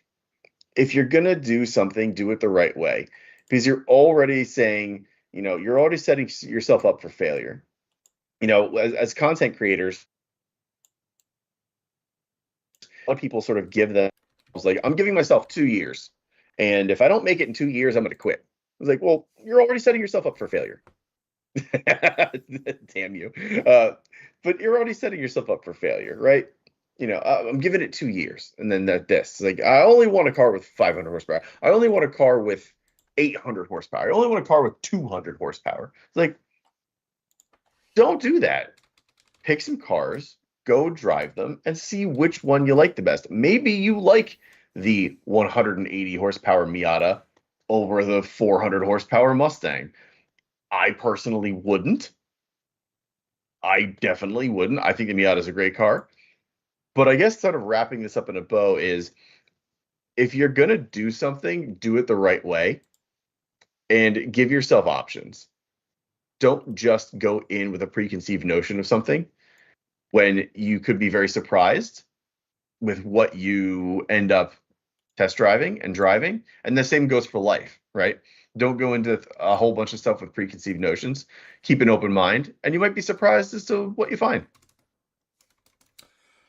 I will piggyback with that, is that do not buy a car with your ego or what you think will get. Don't buy a car because your ego thinks you need a certain amount of horsepower to be XYZ. I agree with that. Don't Totally. buy a car for the quote unquote clout. Don't buy a car because it'll please others. Buy a car that you've driven, you have experience with, and that you enjoy. Whether that car makes 2.6 million horsepower or it makes 150. You can have just as much fun in the right car with low amount of horsepower that you can with a car with a lot of horsepower. Like I said, I am a bit of a horsepower addict. My enjoyment of cars isn't necessarily the car as it left at factory. I like the car that I can go ahead and say, here's my personal stamp on that car. And a lot of times that it requires, and for me, it's a little more horsepower, but it may not be that like that for Greg. It may not be that for Joe. It may not be that way for like Alicia or Sean or any of you guys. So driving the vehicle you like and buying that versus buying, being like, oh, I love this car, but what do people think about me? Guess what? People are going to see you in that car maybe 1 to 5% of its existence. You're going to see and be in that car 100% of its existence. So get what you like, not what you think other people want you to have or would think you're cool to have. Because guess what? People who are like, oh, that's a shit car, I don't need to talk to them anymore. They're not really people you want in your life anyway. Yeah, totally agree with that. But with that being said, I do want to thank everybody who watched. Nunya, you're 100% right. The R1 powered Miata on YouTube looks like an absolute riot. I want a turbocharged R1 powered Miata or the cross-plane crank Yamaha. I think it's Yamaha engine because I like the way it sounds. But exactly, Chris. But for the sake of tonight, that's going to be a wrap. I want to thank everyone for watching, everyone for liking, everyone for sharing. Guys, every single one of you in the chat was freaking awesome tonight. Not that it's not awesome all the time, but you guys went above and beyond tonight. I thank you again to everyone for wishing my nephew a happy birthday, for being so supportive, being nice to him. I absolutely love you guys for that. Happy birthday, dude. If you're still watching, Keith, thanks for tuning in. I hear you're going to get your sister to watch next week, so that's awesome. But that is going to be a wrap for tonight's episode. We'll hopefully see you guys back next week, next Wednesday. But that's going to do it. So until